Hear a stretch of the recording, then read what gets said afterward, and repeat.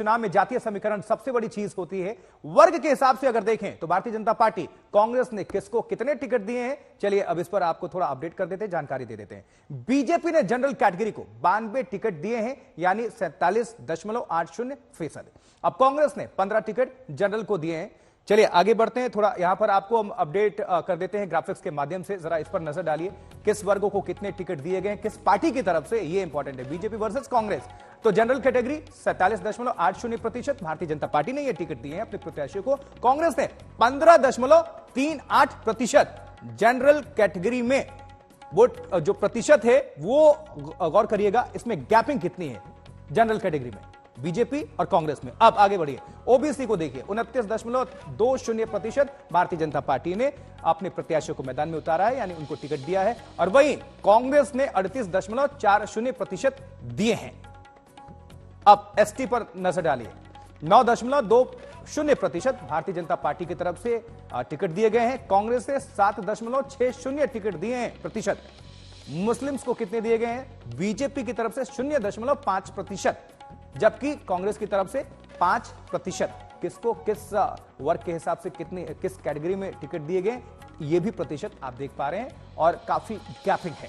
अब भारतीय जनता पार्टी, नरेंद्र मोदी, राजनाथ सिंह, अमित शाह को मैदान में उतारा गया, यानी जो भारतीय जनता पार्टी के जो बड़े चेहरे हैं उनको उतार दिया। पहली सूची में इनका नाम है, 195 जो लिस्ट आई थी। और कांग्रेस की तरफ से राहुल गांधी हैं, भूपेश बघेल हैं, शशि थरूर का नाम इसमें शामिल है। और अभी इंतजार किया जा रहा है, क्योंकि अभी बहुत ज्यादा टिकट्स कांग्रेस की तरफ से पहली सूची में नहीं दिए गए। सिर्फ 39 लोगों के नाम इसमें आए हैं। अमित भारद्वाज हमारे संवाददाता, हमारे सहयोगी जुड़ चुके हैं। अमित, सिर्फ 39 लोगों को पहली सूची में जगह दी गई है। ये जो बड़े चेहरे हैं, इसको लेकर भी कुछ चर्चाएं चल रही हैं कि दूसरी सूची में किसका नाम रहेगा, किसका कटेगा, और ये सब कुछ समीकरण जातीय प्लस मुस्लिम और क्षेत्रीय हर एक चीज को देखते हुए किया गया। इसमें बड़ी बात और क्या कुछ रही?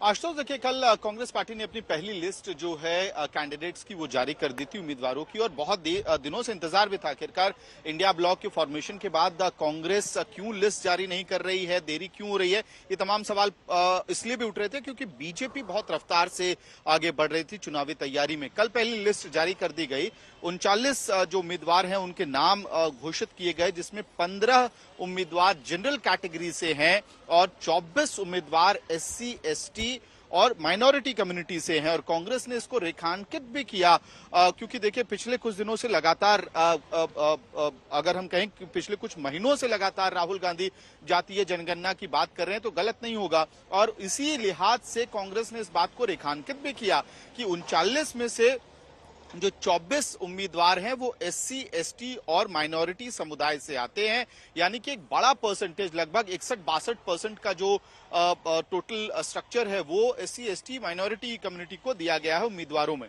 इसके साथ साथ एक और अहम बात है जिसपे हमें ध्यान देने की जरूरत है, तो इस बार सदर्न इंडिया पे, दक्षिण भारत पे कहीं ना कहीं फोकस था। कर्नाटक, केरल, तेलंगाना जैसे राज्यों को लेकर सीटें कल ज्यादा मात्रा में बंटवारा हुआ है, वहां से नामों की घोषणा हुई है। राहुल गांधी वायनाड से लड़ रहे हैं, शशि थरूर तिरुवनंतपुरम से और KC वेणुगोपाल